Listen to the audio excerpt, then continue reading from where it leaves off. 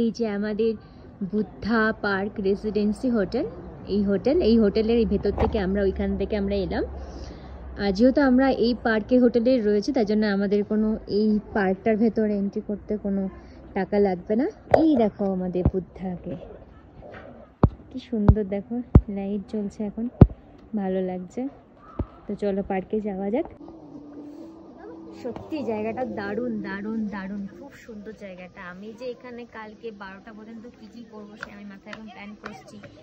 সব মোটামুটি লাইট কিছুটা জ্বলেছে, কিছুটা এখনো জ্বলেনি, তাতেই এত সুন্দর লাগছে। এত সুন্দর জায়গাটা বুদ্ধা পার্ক।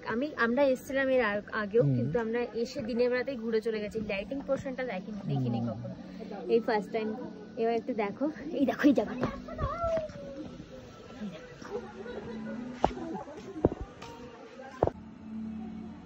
এরা এখানে যা যা রাখবে মনে রাত্রিবেলা এখানে